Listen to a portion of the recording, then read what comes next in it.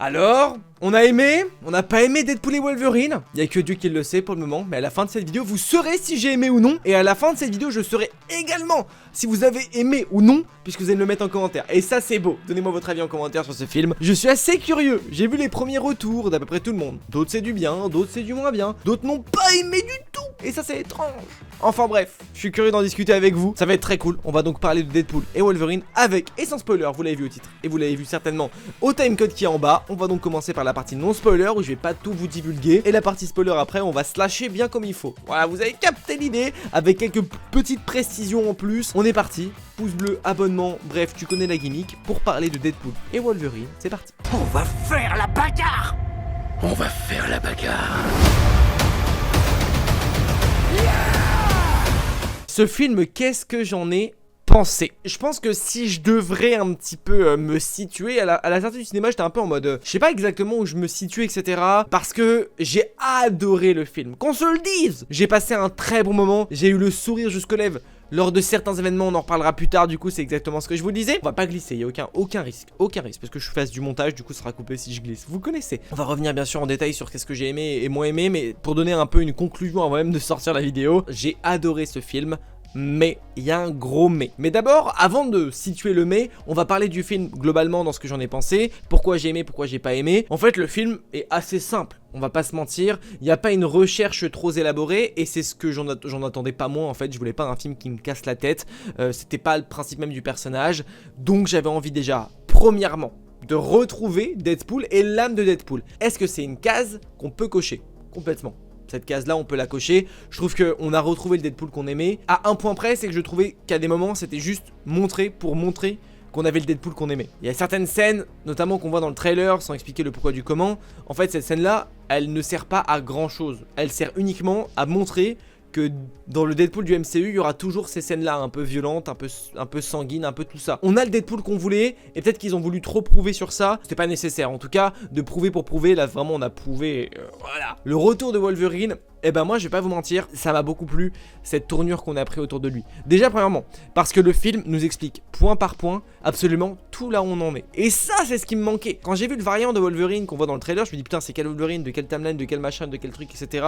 Ça va foutre un bordel sur Logan, ça va foutre un bordel dans les timelines du Deadpool. Bref, ça permet d'éclaircir certaines choses. Et en plus, même, ça permet d'éclaircir la timeline et la chronologie des films X-Men. Et ça, c'est pas pour me déplaire. L'audio qui marche extrêmement bien, je trouve en tout cas. Et ce que j'ai aimé, c'est qu'on a un Wolverine qu'on n'a pas forcément, qu'on n'avait pas forcément avant. Vous le savez forcément par rapport à ce qu'on a eu dans tout ça, mais on devait avoir un lien avec le MCU. Le point noir est un peu ici pour moi, dans le sens où on en a des liens avec le MCU. On comprend que Deadpool fait partie, en tout cas son univers fait partie du grand multivers du MCU. Sur ça, c'est ok. Mais j'avoue que pour moi, ça manque un petit peu plus de ok, mais qu'est-ce qui va se passer après? Ok, mais où il va être après? En bref, toutes ces questions-là, c'est des questions sur le futur, bien évidemment, mais je trouve que ça, peut-être, ça cale un peu à ce moment-là. On a des réponses sur où il était, pourquoi, comment, et même des réponses plutôt sympas, mais par contre, sur le après, c'est plus compliqué. Je trouve que ça manque un peu de teasing pour la suite. Grosso modo, je suis content du film. J'ai adoré tous les caméos qu'on a pu avoir, parce que ça c'est pas un secret, il y aura des caméos dans ce film.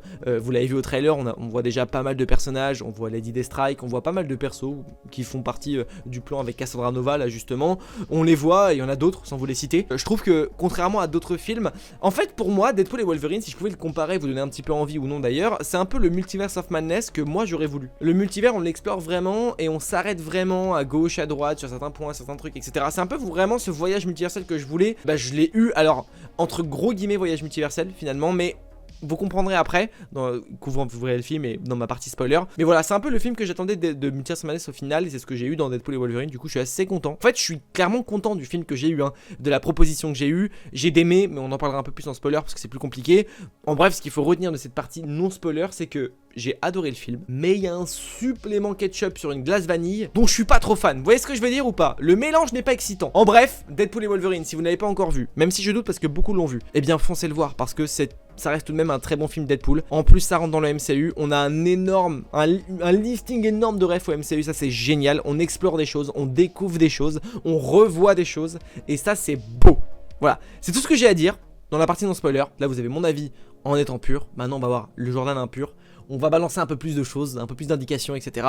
Donc c'est la partie full spoiler, mesdames, messieurs, à bientôt pour ceux qui partent et tout de suite pour ceux qui restent finalement. Je suis le Messie. Eh ouais, je suis bien le petit Jésus Marvel. Bon, la partie spoiler, c'est celle qui va nous intéresser. Les caméos, alors oui, je dis oui. On se mente pas, le film commence très bien. Le film pour moi commence parfaitement dans le sens où on comprend que Logan c'était la timeline même de Deadpool. C'était la suite, la continuité. Maximum d'action et on a comme dans les précédents Deadpool un peu ce truc de là t'arrives à un tiers du film. Cette scène là du début c'est un tiers du film. Et après t'as le flashback de pourquoi t'en arrives là. Je trouve que la trame en fait du film au début j'étais un peu en mode ah, attends c'est bizarre mais qu'est-ce qui se passe, pourquoi, comment. En fait elle est expliquée complètement du début jusqu'à la fin du film. On a toutes les indications. Je pense qu'il y a eu des facilités scénaristiques, notamment le paradoxe. Pour moi le paradoxe, alors c'était ma théorie du début en plus. J'avais vraiment pour moi en fait pour moi ce gars là c'est absolument la résistance de l'ancien TVA. Comme elle existe dans le monde pendant des guerres etc. T'as toujours une résistance qui suit pas forcément le nouveau gouvernement. Bah là c'est complètement le cas en fait. Il est un peu en soum soum, il fait ses trucs en soum soum et lui ça lui fait chier qu'il y ait plein de timelines pour une raison qu'on ignore, mais en tout cas ça le fait chier, il veut tout détruire, alors il détruit tout. On comprend que l'univers de Deadpool est amené à disparaître parce que Logan est mort et c'était un peu le point X. D'ailleurs c'est ça que j'aime bien aussi dans ce film, c'est que on prend un peu les indications du MCU, mais on prend aussi ce qu'il y avait dans Across the Spider-Verse. On nous explique justement que s'il y a un moment M qui ne se produit pas, ça détruit tout l'univers. Ou un truc qui aurait pas dû se passer qui se passe, bah ça détruit l'univers. En fait, Logan, c'est un peu le même truc que dans l'univers de Spider-Man, là où on a le Spider India, je sais plus exactement, où il y a un truc qui se passe pas, la mort de quelqu'un qui est sauvé, etc. La mort de l'oncle Ben qui est sauvé alors qu'il aurait dû mourir. Bah là, c'est la mort de Logan, il aurait pas dû mourir, c'est ce qui fait que son univers, bah il commence peu à peu à se détruire. La trame, c'est ça en fait, c'est Deadpool qui va être récupéré par le TVA, parce qu'en gros, le TVA, enfin en tout cas, le TVA globalement ne voulait pas que Deadpool disparaisse parce qu'il pouvait être vachement intéressant pour la suite. Maintenant, on va savoir pourquoi, mais ça sera une vidéo théorie. Ensuite, Paradox, c'est lui qui le reprend parce qu'il a été missionné de ça, parce que lui il veut pas qu'il meure non plus, mais il va avoir besoin de lui un petit peu pour je sais pas, non il va pas avoir besoin de lui mais juste il veut le sauver pour éviter que lui meure de son univers, mais il lui dit que son univers va mourir et donc Deadpool va dire non mon coco, mon univers va pas mourir, c'est à cause de Logan, je vais en trouver un pour le foutre dans mon univers et ça sera bon.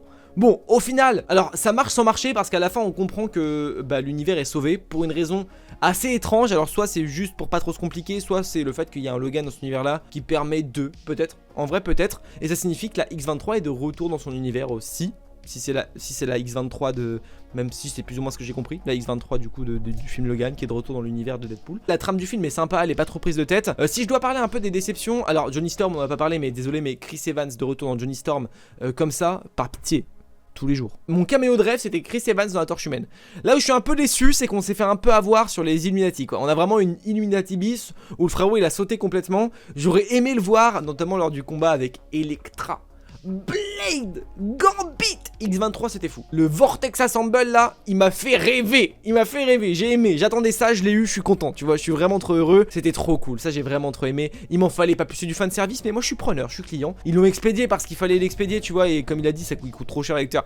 Mais en vrai, j'avoue que j'étais trop content de le voir dès le début. Le film commence très rapidement, ça j'étais content parce que le film démarre vite. En fait, la bande-annonce qu'on a vue c'est le début en fait, vraiment, tu vois. On a l'explication sur Wolverine, d'où il vient, pourquoi, comment, etc. Alors pas forcément au début, mais au fur et à mesure du film, ça c'est cool aussi, pour pas avoir toutes les réponses au début. On sait que le film se passe après Loki saison 2, on sait que le film se déroule après Avengers, après tout ça, parce que du coup on a la scène où Deadpool est allé dans l'univers, donc ça montre, la montre qu'il avait ne lui permettait pas seulement de voyager dans le temps, mais aussi de voyager à travers les univers. Je sais pas si on le savait, mais bon, maintenant on le sait, parce que du coup il est allé dans le MCU pour voir si il pouvait être recruté par les Avengers. D'ailleurs, je crois que 2018 c'était juste avant Infinity War. J'aurais aimé voir Tony Stark. Je vous avoue que là, on aurait eu un Tony Stark du passé à ce moment-là.